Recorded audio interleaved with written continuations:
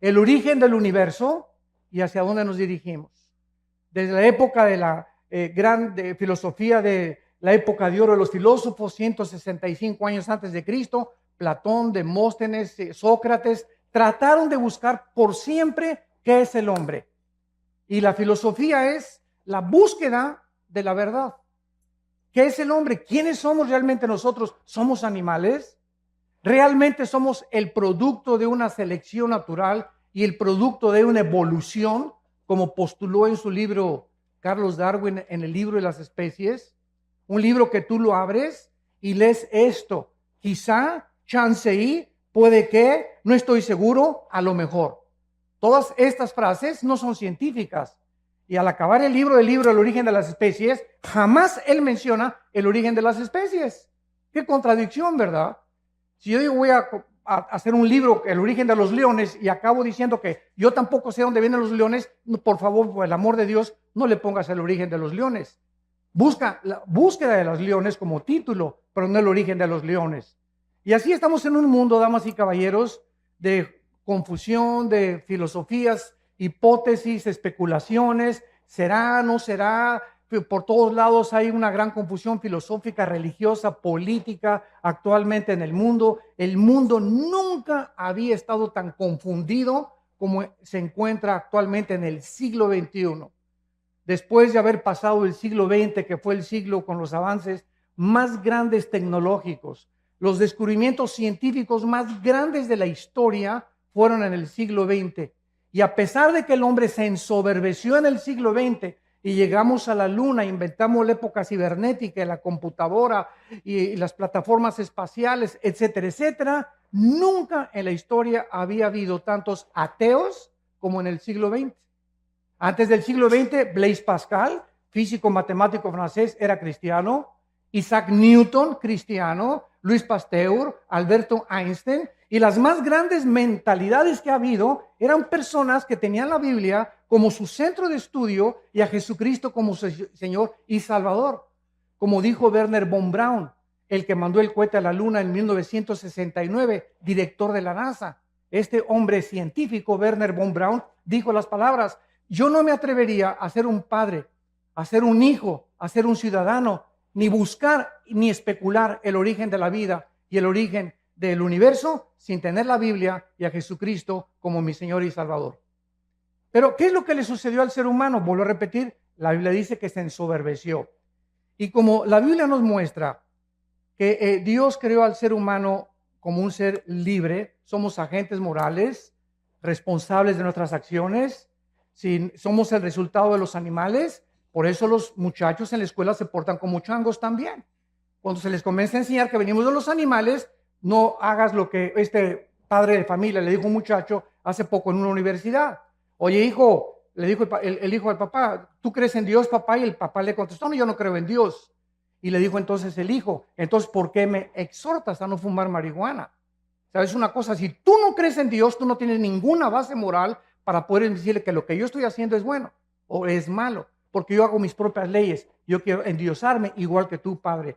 Claro que el hijo se estaba burlando de su papá, pero este es al punto donde se llega de la increíble confusión que existe de los famosos hombres o mujeres o maestros en las universidades que llenan actualmente las universidades del mundo diciendo a los estudiantes que son ateos y que no existe absolutamente nada. Y esta es la razón de tanta confusión, donde ya el mundo perdió la brújula. El matrimonio se está redefiniendo. Lo que durante miles de años fue un hombre y una mujer, ahora se cambia el matrimonio y ahora no es entre un hombre y una mujer. Es el síntoma más grande de descomposición social, damas y caballeros, a la que el mundo se está enfrentando. Y estamos como las ranas, cuando la metes a una rana a una olla con agua fría y le prende la estufa, la rana, en lugar de que brinque cuando comience a hervir el agua, hace el experimento llegando a tu casa, ahí se va a quedar la rana en la olla hervida, porque su sangre se adapta a la temperatura del agua. Así estamos pasando nosotros, estamos tomándolo todo como normal, nos estamos adaptando a la nueva moral y estamos aceptando que es normal y la Biblia dice que no es normal, como lo vamos a ver a continuación.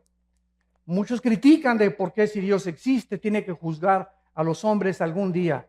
Te voy a decir la respuesta si eres ateo, escéptico o agnóstico. Porque si no hay una vida después de la vida y no hay un juicio después de esta vida, no hay más que dos opciones. Una, perdemos totalmente la esperanza, y dos, vamos a vengarnos nosotros mismos. Si no hay absolutamente justicia después de la vida, entonces todos los nazis que asesinaron a casi 6 millones de personas y que murieron, el grupo de ISIS que está en el Medio Oriente ahorita, que están matando a cientos, miles de cristianos, degollándolos, y mueren de un bombazo de repente, y dices, pues qué fácil, ¿verdad? ¿Sabes una cosa? Te equivocas. La Biblia dice que hay un juicio que viene cuando tú mueras y cuando yo muera. Y este juicio somos salvados cuando ponemos nuestra fe en una cruz, donde el Hijo de Dios dio su vida para dar su sangre y decirnos estas palabras. De verdad les digo que cualquiera que oye mi palabra y crea al que me envió, no vendrá a condenación. No pasará por este juicio porque ha pasado de la muerte a la vida. Juan 5:24. Los que traigan su Biblia en esta mañana, los invito a que la abran en el libro de Apocalipsis, capítulo 20. Apocalipsis, capítulo 20. El libro de Apocalipsis fue escrito hace 2000 años por el último de los sobrevivientes de los apóstoles de Jesucristo, llamado el apóstol Juan. Este hombre Juan tenía 95 años de edad, exiliado por el emperador romano en la isla de Patmos. Si tú vas a Europa o vas al mar Egeo, vas a encontrar que todavía está la isla de Patmos y se encuentra todavía el lugar donde el apóstol Juan estuvo exiliado por el emperador romano. El apóstol Juan tenía como 95 años de edad y nos imaginamos tal vez que ya estaba, bueno, para eso fui cristiano, colgando con cadenas. Los exiliados políticos del gobierno de Roma no les quitaban la ropa. Al llegar a la isla y al exiliarlos, les colgaban las cadenas y no les volvían a quitar la ropa. Ahí se hacían excremento y todas sus necesidades. Imagínense ustedes nada más a los 3, 4 días de estar así, cómo podrían morir estas personas sin ninguna misericordia del pueblo romano. Entonces Juan a los 95 años de edad va caminando por la playa. Todo eso se encuentra en el capítulo 1 de Apocalipsis y oye una voz atrás de él que le dice: yo soy el primero y yo soy el último. Yo soy el alfa y yo soy el omega. Yo soy el que tengo las llaves del infierno y las llaves de la vida. Y yo soy el que estuve muerto, mas he aquí que vivo por los siglos de los siglos. Y cuando Juan voltea, ve a una entidad espiritual brillante, con el pelo blanco como la nieve, los ojos refulgentes como las llamas, con un vestido de lino que le llegaba hasta los pies, con un cinturón que le ceñía la cintura de oro, con los pies refulgentes como el bronce bruñido, y le contesta el Señor Jesucristo: yo soy Jesús, el que estuve muerto, mas he aquí que vivo. Quiero que escribas, Juan, lo que va a ser, lo que ha sido y lo que será. Y así es como tenemos nosotros el libro, los 22 capítulos del libro del Apocalipsis, que contiene el final de la raza humana, que nos muestra claramente los avances tecnológicos como la marca del 666, que el anticristo va a ponerle muy pronto a la humanidad. ¿Cómo pudo la Biblia adelantarse, damas y caballeros, de que se iba a escribir hace 2000 años, que vendría el tiempo en que la economía del mundo se tendría que controlar por computadoras si no se hubiese inventado las computadoras? ¿Quién le reveló al apóstol Juan que vendría el tiempo que solamente con computadoras puedes controlar una marca y marcar a más de 7.5 billones de personas que estamos ahorita en el planeta Tierra?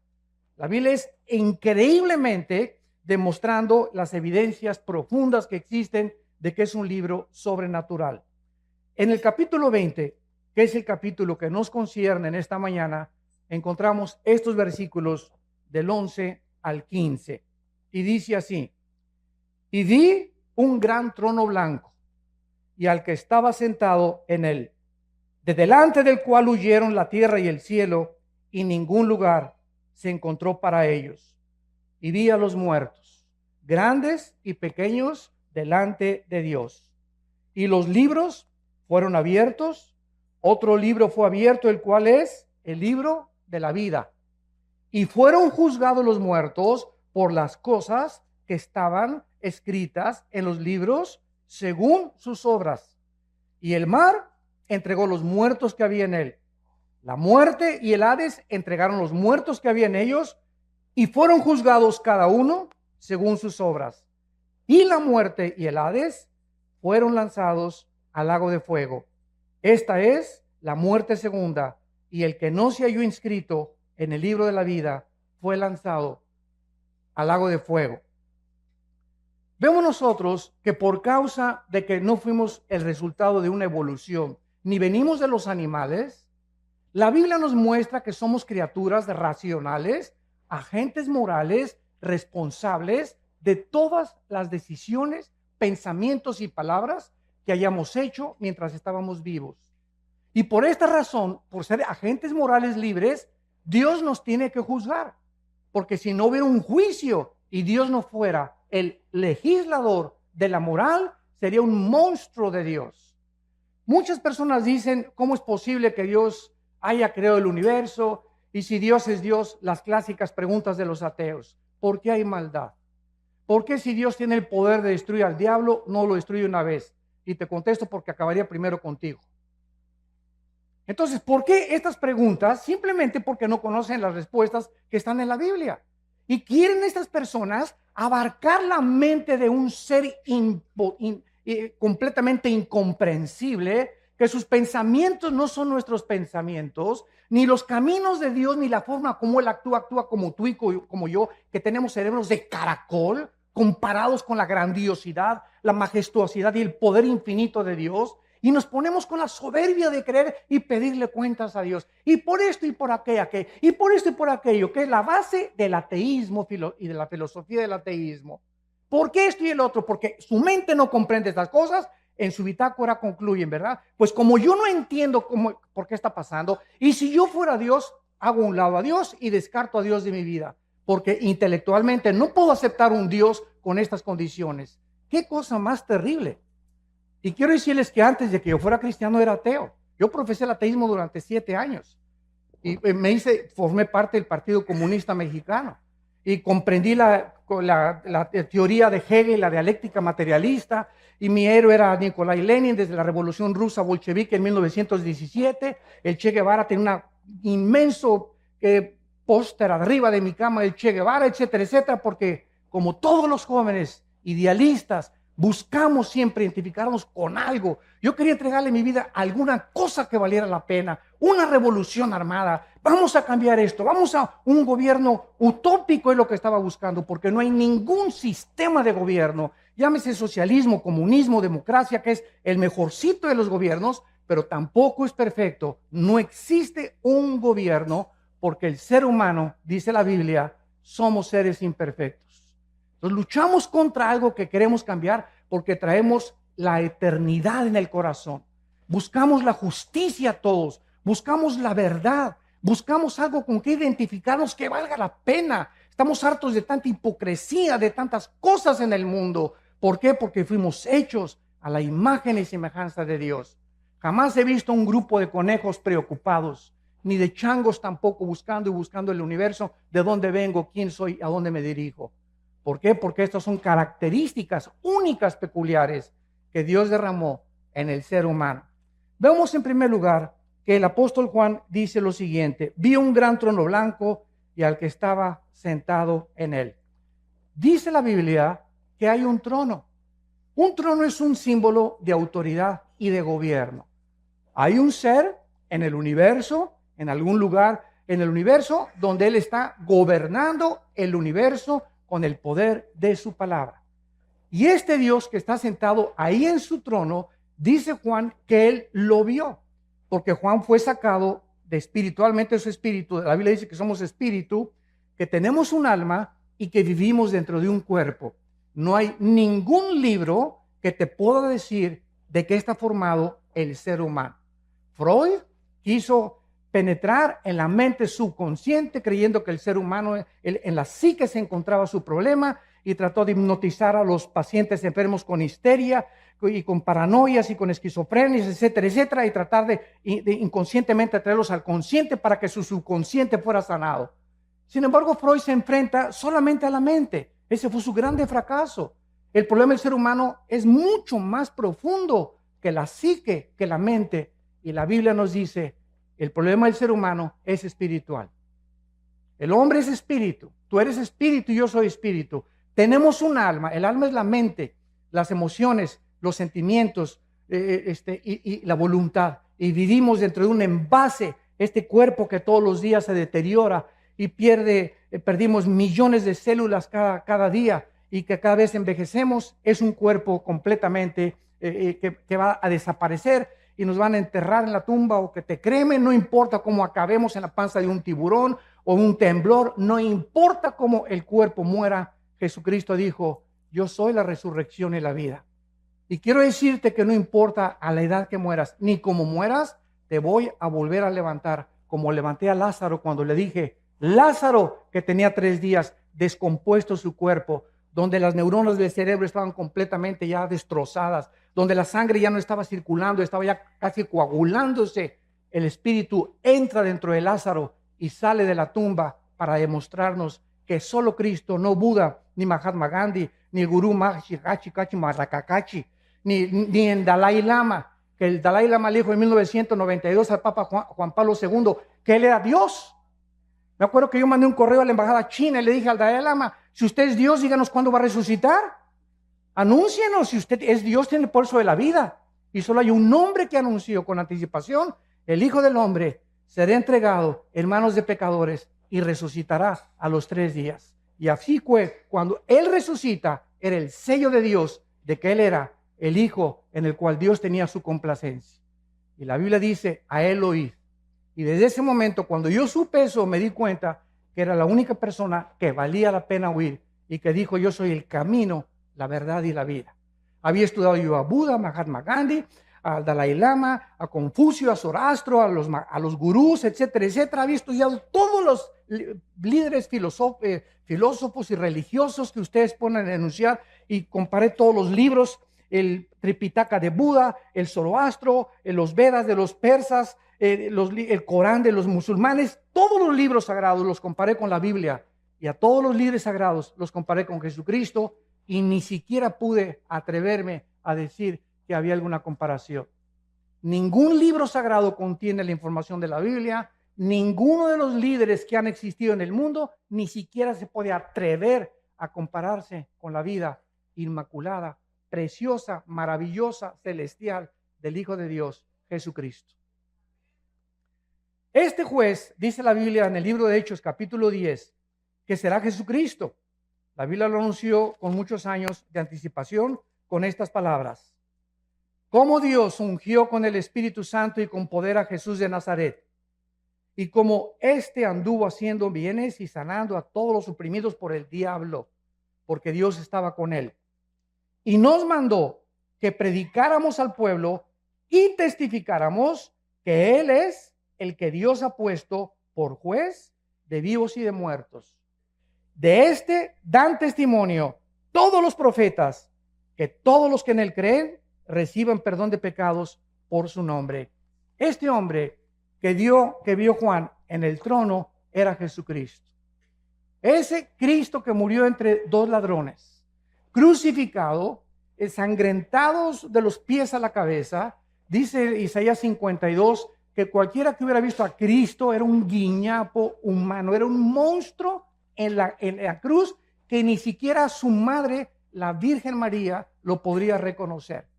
¿De qué forma los romanos, que eran expertos en la tortura y en la crucifixión, deformaban completamente? Eran pedazos de carne los que colgaban ya en la cruz, de todos los latigazos y toda la tortura que ejecutaban antes de llevarlos a lo máximo de crueldad que el ser humano puede imaginarse. Y este hombre, Jesucristo, nos da la respuesta. ¿Cómo es posible que el Hijo de Dios, el creador del universo, que nació de una Virgen María, que nació en un pesebre, que vivió durante toda su vida enseñándoles a 12 hombres, nosotros hayamos hecho esto con el máximo creador del universo, ¿por qué Cristo estaba como estaba en la cruz? Y la respuesta nos da la Biblia, porque eso es lo que el pecado nos hace y nos convierte. El pecado nos convierte en monstruos. Es el pecado la razón, no es Dios de tanta envidia, de tanta amargura, de tanto odio del ser humano, de tantos robos, de tanta violencia. Es el pecado. Tenemos una naturaleza contradictoria. Tú le preguntas a una persona que fuma, oye, compadre, ¿por qué fumas? ¿Que no sabes que el cigarro te destruye los dientes, las encías, la laringe, la tráquea, el esófago, los pulmones, los alvéolos pulmonares, todo? Y te contesta, pues sí, compadre. ¿Y no ves que la cajetilla dice, este producto no sirve para la salud? ¿Por qué lo sigues haciendo? ¿Qué te contesta esa persona? Pues no, chepo, porque me gusta. Oye, ¿por qué te emborrachas? ¿No sabes que te vas a destruir el hígado y que el alcohol acaba con tu vida? ¿Por qué lo haces? Porque la Biblia tiene razón. Somos autodestructivos. Somos autodestructivos. Es increíble cómo nos envenenamos con tantas cosas, con drogas, con cigarros, con alcohol. ¿Por qué lo hacemos? Porque dice Romanos 7, el mal que quiero no lo hago. Sí, no, el bien que quiero no lo puedo hacer. Entonces, cuando me propongo hacer el bien, encuentro, dice Pablo, algo dentro de mi naturaleza que me lleva contrario a la ley del Espíritu y hago las cosas que yo no quiero hacer. Yo no quería adulterar, yo no quería fumar marihuana, yo no quería hacer esta cosa, pero dentro de mí había algo que me decía, hazlo, adultera, fornica, vete con un hombre, vete con una mujer, porque estamos continuamente destruyendo nuestra alma. El diagnóstico de la Biblia, no cabe duda que es la pura verdad. A continuación, en nuestro pasaje en Apocalipsis, dice lo siguiente: vi un gran trono blanco y al que estaba sentado en él, que es Jesucristo, delante del cual huyeron la tierra y el cielo, y ningún lugar se encontró para ellos. ¿Cuándo será este juicio? Es la segunda pregunta que vamos a contestar. La primera es Jesucristo, Él va a ser el juez, el que murió en la cruz y resucitó de los muertos, del cual tú te burlaste, del cual tú te reíste, del cual tú creíste mejor a Carlos Darwin que a Jesucristo. Qué increíble, ¿verdad? Tú creíste más a Carlos Marx que a Jesucristo. Le creíste más al Maharaji Tachi Marakaji que a Jesucristo. Le creíste más a Mahatma Gandhi que a Jesucristo. Es increíble, a pesar de las evidencias increíbles que tiene la Biblia y Jesucristo. Pero esta es la condenación, que la luz vino al mundo y los hombres no aman la luz ni la verdad. Tú amas las tinieblas y prefieres en tu soberbia y en tu orgullo creer más a hombres como Marx, como Freud, como Mahatma Gandhi, que fueron hombres, algunos ilustres, pero no le has querido creer a aquel que dijo, yo soy el camino, la verdad y la vida. Yo soy el camino, la verdad y la vida. Y Jesucristo es lo que él dijo ser, o es el ser más psicópata, esquizofrénico, maníaco, depresivo, que pueda haber existido en la humanidad. Porque nadie se ha atrevido a decir, yo soy la verdad absoluta del universo entero. Y en mí están encerrados todos los secretos de la sabiduría y del conocimiento. Este tiempo será cuando desaparezca este planeta y el universo. Dice la Biblia en el libro de Isaías, en el Antiguo Testamento, profetizando que iba a desaparecer el mundo donde vivimos con estas palabras. Porque he aquí, Isaías 65, 17, yo crearé nuevos cielos y nueva tierra, y de lo primero no habrá memoria, ni más vendrá el pensamiento. En otras palabras, esto te contesta la pregunta, oiga, y cuando llegue al cielo, si no está mi perro Fido conmigo, ¿no lo voy a extrañar? ¿Y si no está mi abuelita conmigo? ¿Y si no están mis hijos conmigo en la otra vida? ¿Y si mi esposo y a los que yo amé se van al infierno y yo me voy al cielo? ¿Tú crees entonces que el cielo sería un lugar de completo descanso y de completo reposo y completa paz si tuviéramos esos sentimientos que tenemos aquí abajo en la tierra? ¿Por qué pensamos así? Porque creemos que vamos a tener la misma mentalidad que tuvimos aquí en el mundo. Pero cuando vayamos al cielo, Jesucristo dijo una vez que le tocaron la puerta y que estaba enseñando a sus discípulos, Señor, en la puerta está tu mamá y tus hermanos. Le tocaron la puerta. Y volteó Jesucristo y les dijo, ¿verdad? Pasen, les dijo que pasaran. No, no les dijo eso, ¿verdad? ¿Por qué su mamá y sus hermanos no entraron al estudio bíblico? ¿Por qué no entraron? ¿Por qué no se juntaban y lo seguían como lo siguieron 12 apóstoles? Entonces Jesucristo no fue a recibir a su mamá ni a sus hermanos, sino que se volteó a los discípulos y les dijo, mi madre y mis hermanos son ustedes los que hacen la voluntad de mi Padre. Entonces, en el cielo, nuestros padres y hermanos que tuvimos aquí no necesariamente van a estar con nosotros. Va a haber nuevas familias, de acuerdo a Isaías 65 y Isaías 66. Y ya no habrá más memoria de tu perro, ni de tu novia o de tu exesposa. Pero hay algo que es también importante. Las familias, de acuerdo a Isaías 65, las familias que en esta vida fueron todos cristianos y los hijos cristianos, seguiremos viviendo como familia en la otra vida. Porque dice la Biblia, tu descendencia será bendita, que son nuestros hijos. Salmo 112, versículo 2. Bienaventurada la generación de los justos, porque será bendita por toda la eternidad. Entonces, este tiempo será cuando los cielos y la tierra desaparezcan. Imagínense ustedes, ahí van a estar en este juicio todos aquellos que creían que en este mundo estaba realmente todo lo que ellos querían. Será desintegrado, se fundirán los elementos y aquí va a estar lo que tú creías. Ahí van a estar tus tierras, ahí va a estar tu droga, ahí van a estar tus amantes, todo este mundo que muchos aman y que quieren aquí poder y que quieren publicidad y que quieren aquí ser reyes y Miss Universo y Miss Colombia y diputados y gobernadores y llegan hasta la arriba de la cumbre, y mientras más alto subas sin Dios, más alto caes. Es el problema de los que llegan a la cumbre, artistas, cantantes, deportistas, llegan a la cumbre y algo les pasa. No fuimos hechos para llegar a la cumbre, para recibir tanto aplauso y tanto amor y tanto honor sin descomponernos. La naturaleza humana se descompone con los halagos, con los barberos detrás de ti. Te descomponen porque el ego es muy grande de nosotros. Entonces, cuando un político sube hasta arriba y un gobernante sube hasta arriba y un deportista y un artista como Michael Jackson, Elvis Presley y te nombro cientos, acaban drogados, como Prince, acaban drogados, acaban degenerados sexualmente, acaban completamente o se suicidan o se quitan la vida porque no soportan estar allá arriba. Mientras más altos suben, más rápido nos descompone las alturas. Solo Dios puede darnos el poder de llegar a algún lugar en la cumbre con Él, porque le damos la gloria a Él.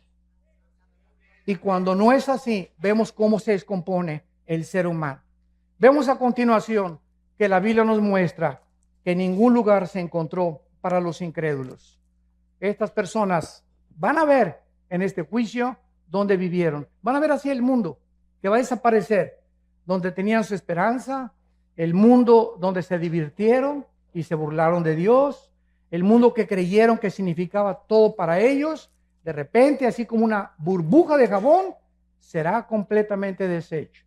Dice Marcos 8:34 que Jesucristo le dijo a la gente: todo el que quiera salvar su vida la va a perder, y el que pierda su vida por causa de mí y del evangelio la salvará.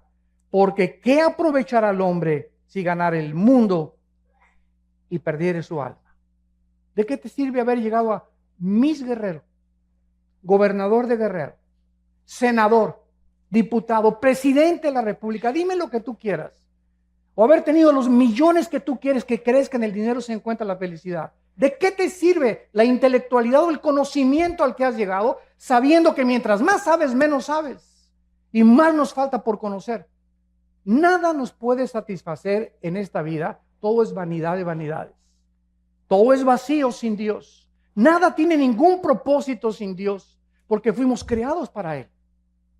Fuimos creados para tener comunión con Él, damas y caballeros. Entendámoslo. Cualquier otra cosa siempre te dejará vacía tu alma.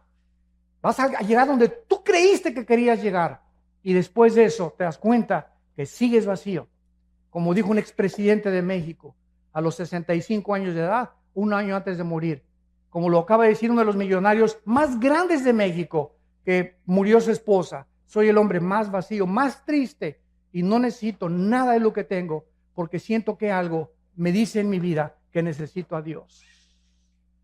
Y unos llegan a los 70 años a Dios, otros a los 80, gracias a Dios, pero ¿por qué tienes que llegar a esa edad sin darte cuenta que fuimos creados para encontrar a Dios? Para que Él nos ayude a ser hombres, mujeres, para que nos ayude en nuestro matrimonio, para que sepamos cómo educar a nuestros hijos, cómo administrar nuestros negocios, cómo vivir en la vida, a qué darle prioridad en la vida, si es a mi esposa o a mis hijos o a mi trabajo. Y cuando buscamos a Dios, primero y sobre todas las cosas, todas las demás cosas nos son añadidas. Vemos en segundo lugar, que dice Apocalipsis 20, versículo 12, y vi a los muertos, grandes y pequeños, delante, de pie ante Dios. Aquí no está hablando de los altos y los chaparritos. Cuando dice los grandes y los pequeños, está hablando que en este juicio estarán los grandes, o sea, los gobernantes, todos los presidentes que han existido en la historia, todos los dictadores que han existido en la historia, Hussein, Benito Mussolini, José Stalin, Hitler, etcétera, etcétera. Todos estos grandes hombres gobernantes, reyes, magnates, millonarios, que abusaron de su autoridad, que abusaron del pueblo, que explotaron a las naciones y a los pueblos, que fueron déspotas y tiranos, serán juzgados, dice la Biblia. Así que no tenemos por qué perder la esperanza ni por qué tomar venganza. Dios ha establecido un día en el que ha de juzgar a los vivos y a los muertos. Pero también dice a los pequeños. ¿Quiénes son estos? Los esclavos, sirvientes, trabajadores, campesinos e indígenas también. Los más exaltados y también los que están hasta abajo. Nadie se le va a escapar al juicio de Dios. Ahora, ¿sobre qué base va a juzgar Dios tu vida y mi vida? Dice el versículo 12, y fueron abiertos los libros. Y el libro de la vida, y fueron juzgados los muertos por las cosas que estaban escritas en los libros según sus obras. La Biblia dice que cuando una persona nace en este mundo, desde Adán y Eva, todos los nombres de todas las personas, desde Adán y Eva, están escritos en un libro. Hay el libro de la vida y el libro de la vida del Cordero. Son dos completamente diferentes. Y el otro libro, que es el de los registros, que vamos a ver. En el libro de la vida están escritos todos los seres humanos. Todos los que rechazaron a Cristo serán borrados del libro de la vida. Todos los que en el libro de la vida han recibido a Cristo son pasados al libro de la vida del Cordero. Veamos esta verdad en Apocalipsis capítulo 13. Y dice así, en Apocalipsis capítulo 13, hablando acerca del anticristo y de todas las personas que él va a perseguir, dice el versículo 8, y lo adoraron, o sea, el anticristo, todos los moradores de la tierra, cuyos nombres no estaban escritos en el libro de la vida del Cordero, que fue inmolado desde el principio del mundo. Estuvieron escritos en el libro de la vida de Dios, del Padre, pero no en el libro de la vida del Cordero. Tú eres inscrito en el libro de la vida del Cordero cuando recibes a Cristo como tu Señor y como tu Salvador. Ahora, cuando alguna persona va a ser juzgada, vemos nosotros que vamos a ser juzgados, dice aquí, por las obras. Y estos libros, si lo notas bien, dice así: si alguno tiene oído, oiga, porque estas personas serán juzgadas por las cosas escritas según sus obras. En otras palabras, no todos los seres humanos tendrán el mismo castigo. Esto lo podemos ver en un ejemplo que Cristo hizo en Mateo capítulo 11, hablando de dos ciudades. Cristo dijo en Mateo 11, 21 al 24, ay de ti Corazín y de ti Betsaida, porque si en Tiro y en Sidón se hubieran hecho los milagros que han sido hechos en vosotras, tiempo ha que se hubieran arrepentido en silicio y ceniza. Por tanto les digo que en el día del juicio, del cual estamos hablando, será más tolerable el castigo para Sidón y para Tiro y Sidón, que para ustedes. En otras palabras, La Biblia dice que las personas, aquí está otra respuesta, que nunca oyeron hablar de Cristo. Cuando yo voy a alguna universidad, a algún seminario teológico, siempre me lanzan las mismas preguntas. ¿Y qué de las personas budistas, musulmanes, indígenas que nunca oyeron hablar de la Biblia ni de Cristo? La Biblia tiene respuestas para cada cuestionamiento intelectual. La Biblia dice que las personas, Romanos 2, del 12 al 15, que murieron sin Cristo, van a ser juzgados por sus conciencias, de acuerdo a cómo contestaron a sus conciencias. Y nosotros y todos ustedes que están aquí en esta mañana y todos los que hemos oído la Biblia, seremos juzgados por este libro. Porque al que mucho se nos ha dado, mucho se nos va a pedir. Más te valió no haber venido a este desayuno. Te lo digo con todo mi corazón. Porque en el momento en que tú oyes la palabra de Dios, te haces mucho, mucho más culpable que una persona que nunca la oyó. Y esta es la condenación, que tú oyes la palabra y ves la luz delante de ti y dices, no la quiero. Hay otras personas que no tienen el privilegio que Dios te está dando en esta mañana de arrepentirte de tu vida y de tus pecados. Y la oportunidad de comenzar una nueva vida, como el testimonio que escuchamos, que solo Dios puede cambiarte. Pero las personas que nunca oyeron de Cristo serán juzgadas por sus conciencias. Por ejemplo, Sodoma y Gomorra fueron destruidas en 24 horas. El diluvio tardó 120 años, donde Noé, arrepiéntanse, 120 años Dios le dio a Noé y a esa civilización para que se arrepintieran hasta que vino el diluvio. A Sodoma y Gomorra le dio 24 horas. ¿Se dan cuenta ustedes? ¿Es Dios injusto? No. Simplemente los pecados de Sodoma y Gomorra son dos ciudades que llegaron y traspasaron donde Dios vio que no tenían regreso, que habían llegado a tal grado su depravación sexual que si no eran detenidos y no eran extinguidos del planeta Tierra, cundiría y se expandiría por todas las ciudades el pecado de la homosexualidad. Entonces, Corazín y Betsaida fueron dos ciudades en las que Cristo estaba enfrente de ellas. Y Cristo les dice, si otras ciudades que no me oyeron hubieran oído lo que ustedes oyeron, será más tolerable. No serán castigadas tanto como los voy a castigar a ustedes. Porque al que mucho se le da, mucho se le pide. Y tú y yo somos ante Dios culpables de lo que hemos oído en esta mañana. Vemos en el versículo 13, en Apocalipsis 20, y el mar entregó los muertos que había en él. Y la muerte y el Hades entregaron los muertos que había en ellos. Y fueron juzgados cada uno según sus obras. Dice la Biblia que va a haber dos tipos de resurrecciones. Juan capítulo 5. Los que hicieron lo bueno a resurrección de vida. Los que hicieron lo malo a resurrección de condenación. No hay más que dos juicios. Los que hemos recibido a Jesucristo, ya no vamos a ser en la muerte juzgados por nuestros pecados. Seremos juzgados por nuestras obras, nada más, sin perder la salvación. Para recompensas o rechazo de recompensas. Pero aquellos que fueron juzgados y que no resucitarán hasta la segunda resurrección, son los que menciona Apocalipsis 20, del 11 al 15, que es el pasaje que estamos estudiando. Entonces, la primera resurrección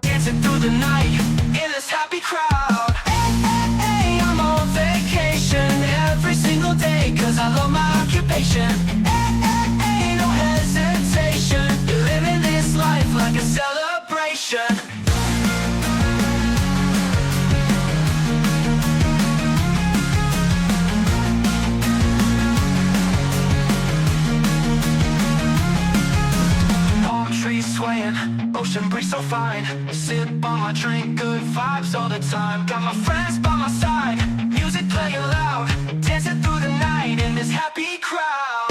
Hey, hey, hey, I'm on vacation every single day, cause I love my occupation.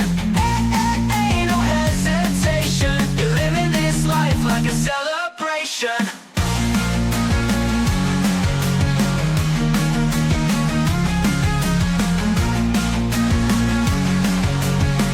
tiene varias resurrecciones.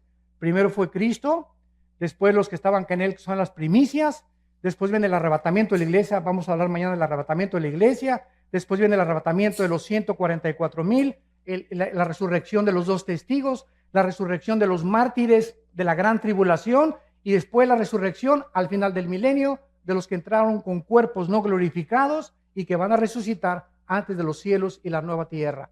Entonces, toda esta resurrección de los justos se llama la primera resurrección.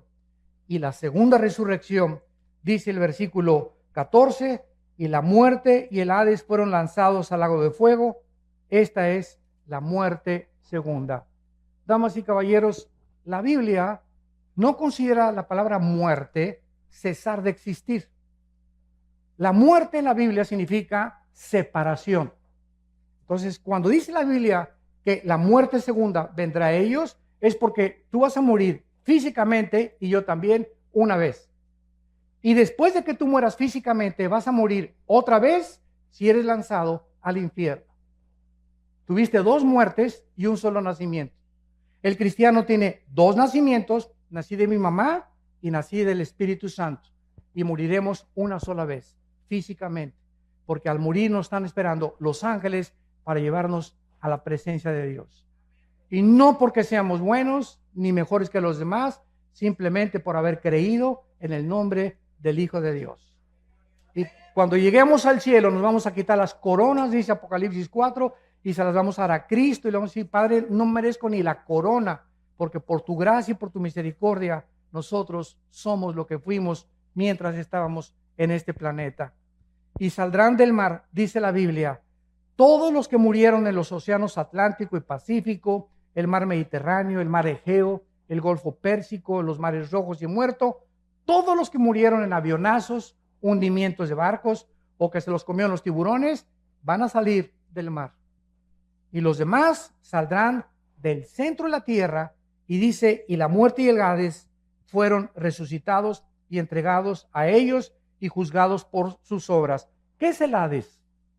El Hades es una prisión en el centro de la tierra, donde si tú mueres sin Cristo, inmediatamente en segundos, desciendes al centro de la tierra. Es como una prisión temporal, donde estás esperando hasta después del milenio o del reino milenial de Jesucristo, vas a ser resucitado para presentarte a este juicio y juzgado por tus obras. El Hades es una prisión en el centro de la tierra, donde están únicamente los espíritus de los seres humanos desde Adán hasta nuestros días que rechazaron a Dios. El infierno es el lugar donde van a ser lanzados. Y cuando nosotros estudiamos la Biblia, nos damos cuenta que esta profundidad o esta prisión que se encuentra en el centro de la tierra, van a salir todos los que están ahí para ser presentados delante de Dios, los grandes y los pequeños. Y ahí estarán los dictadores, los reyes, junto con los indígenas, los esclavos y todos aquellos seres humanos que nunca les importó nada seguir a Jesucristo. Saldrán del mar, saldrán del Hades y serán castigados según sus obras. Y finalmente, dice la Biblia que todas aquellas personas que van a resucitar para presentarse delante de Dios, notas lo que dijo, y los vi parados delante de Dios. Y vi a los muertos de pie ante Dios. ¿Por qué vas a estar de pie? Porque en el día del juicio ya no hay oportunidad para que te arrepientas. Ya nadie va a caer de rodillas: Señor Jesucito, perdóname por el amor de Dios, y sacar tu estampita de Santa Deo, ¿verdad, Señor? Pero nada, se acabó ya, ni agua bendita, ni escapulario, ni gritos, ni Ave María, ni santos, no va a haber nada absolutamente en ese momento. Estás dispuesto ya para ser lanzado y no es un momento de arrepentirse, simplemente Dios va a demostrar en este juicio, escuchen esto, que Él es lo suficientemente justo para decirte: yo no te quise lanzar al infierno. Como me dijo una señora hace mucho tiempo: ay, señor Alducin, fíjese que pues yo creo que Dios es peace and love, y todos algún día nos vamos a ir al cielo. Dios no manda a nadie al infierno. Dije: doña Chola, amén, amén y amén. Dios no manda a nadie al infierno, ellos se van solitos. Porque de tal manera amó Dios al mundo que ha dado su Hijo unigénito, para que cualquiera de ustedes que en esta mañana crea en Él, no se pierda, mas tenga la vida eterna. En esta vida tú estás escogiendo. Al decirle no a Dios, tú estás determinando. Eres un ser moral libre. Dios nos amó de tal manera que dio su vida en una cruz por nosotros. Pero si tú te vas al infierno, Él no te va a lanzar al infierno. No habrá una sola persona en el infierno que antes no haya sido amada por Dios. Así que es el lugar donde tú estarás más a gusto. Porque si en esta vida no te gustó la santidad, ni estar con cristianos, ni seguir a Jesucristo, ni creer en la Biblia, en la otra vida te sentirías incómodo con nosotros. Es algo que nosotros tenemos que entender. Dios no puede forzar a nadie, ni violar la característica más grande que Dios nos dio, que es la libertad de escoger, el libre albedrío. ¿No quisieras tú en esta mañana venir a la cruz? Yo no te invito a que vengas a ninguna religión. El cristianismo no es una religión. Cristo no bajó del cielo a traernos otra religión de las miles de religiones que existen. Cristo bajó del cielo a traernos la vida eterna. Y esta es la vida eterna, que te conozcan a ti, al único Dios verdadero, y a Jesucristo al que tú has enviado. Y este es el testimonio que Dios nos ha dado, la vida eterna. Y esta vida está en su Hijo. El que tiene al Hijo tiene la vida. El que no tiene al Hijo, aunque seas católico o protestante o mormón o testigo de Jehová, no importa la religión que tengas. Si tú no tienes al Hijo, tienes una religión, pero no tienes la vida eterna. ¿Te das cuenta de la grande diferencia y de la ignorancia tan grande que hay por ignorar la Biblia? Que estamos satisfechos con una religión. Pues yo voy el domingo y me comulgo, o a mi iglesia, etcétera, etcétera, y de lunes a viernes me porto como el hijo del anticristo.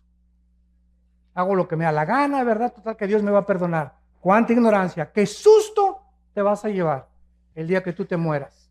¿Y cuántos de nosotros en esta mañana estamos seguros que amanecemos? Ninguno de nosotros. En el año 2001, 3,000 personas se levantaron en Nueva York y trabajaban en las Torres Gemelas. 3,000 personas se levantaron y le dijeron a su esposa: mi amor, nos vemos a las 12 para el lunch, nos vemos al mediodía. Se pusieron su corbata. Esas 3,000 personas, ¿quién se iba a imaginar que 2 aviones se iban a estrellar con unas Torres Gemelas y que era la última vez que a su esposa le decían te amo? ¿Estás tú seguro hoy en la mañana que te levantaste que no es tu último desayuno? ¿Una embolia cerebral, un ataque al corazón, una bala perdida, un accidente de tránsito? No tenemos comprada la vida, ninguno de nosotros. La Biblia dice: prepárate para encontrarte con tu Dios. Prepárate, porque nuestra vida está en un hilo y nunca nadie sabe cuándo Dios nos llama a presentar cuentas. ¿Estás tú preparado? Esta oportunidad te la da Dios hoy en la mañana, en su misericordia, y porque Él te dice te amo, te amo, te amo. No quiero que te pierdas. Tengo un programa mucho mejor que el que tú te imaginas para tu vida. Mis pensamientos para ti son de paz y de esperanza, para darte el fin que tú anhelas, para que tú entiendas, mi amor, que di mi vida en una cruz para que cualquier cosa que me pidas, yo te la voy a conceder. Este es el amor de Dios, que siendo pecadores, Cristo da su vida por nosotros. Los invito a muchos de ustedes en esta mañana que inviten a Jesucristo a su vida, que te arrepientas de tus pecados y que en esta mañana te enfrentes con la realidad que en el día que tú mueras, inmediatamente esté establecido el juicio. No habrá ninguna oportunidad, no hay reencarnación, no hay purgatorio, no hay más que cielo e infierno, de acuerdo a la Biblia. ¿Qué escoges tú en esta mañana? La vida. Escoge la vida para que Dios te bendiga y puedas algún día darle gracias a Dios que no te equivocaste esta mañana al venir a este desayuno y a decirle al Señor Jesucristo: entra a mi vida, Señor, te necesito como mi Señor y Salvador. Les pido que inclinen sus cabezas por unos segundos. Y así, con tu rostro inclinado, en esta mañana, en la que no es coincidencia que hayas venido, sino que Dios, en su infinito amor y misericordia, te ha traído por invitación de amistades, o a lo mejor viniste por curiosidad. Esto se llama la providencia divina. Que Dios te ama y te está llamando. Y tal vez muchos de ustedes en este momento ha sido la última vez que Dios le está llamando. Si oyes su voz, no te endurezcas. Hoy es el día aceptable. Hoy es el día de tu salvación. Ven a la cruz. Abraza la cruz, donde tus pecados y mis pecados fueron puestos en el Hijo de Dios, para que con su sangre pudiéramos nosotros ser lavados, purificados y santificados, gracias a lo que Él hizo en nuestro lugar, en esa cruz. ¿Qué tengo que hacer? Me preguntarás, para que en este momento yo pueda arreglar mi condición delante de Dios. Tú me puedes decir, es que yo soy un asaltante, yo soy secuestrador, he tenido 5 abortos, soy una prostituta, soy un homosexual, he engañado a 3 o 4 mujeres mis antiguos matrimonios, soy un adúltero, soy una adúltera. Y la Biblia te contesta, si tus pecados fueren tan negros como el carbón, como la blanca lana vendrán a ser. Si tú en esta mañana te arrepientes y entiendes que no tienes que dejar esa vida para venir a Cristo, ven cómo estás y Él, al entrar a tu vida, te dará el poder de cambiar, de transformarte en una nueva criatura y darte el poder de la vida eterna. Ven cómo estás, tal como eres de pecador, y dile estas palabras con todo tu corazón. Señor mío y Dios mío, te pido perdón por mi vida, por mi soberbia intelectual, por mi vida de pecado. Ahora he comprendido claramente que no puedo seguir viviendo de esta manera, y que tú eres el único que puedes cambiarme, transformar mi manera de pensar y darme el poder de vivir para ti. Señor Jesús, creo que en esa cruz, con tu sangre, pagaste por mis pecados. Te invito en este instante que entres a mi vida. Te recibo como mi Señor y mi Salvador. Gracias por darme al Espíritu Santo como el poder para cambiar mi vida, vivir para ti, conocerte y adorarte en espíritu y en verdad. En el nombre de Jesús. Amén. Amén y amén. Gracias a Dios por este libro. Damas y caballeros, en medio del mundo que vivimos,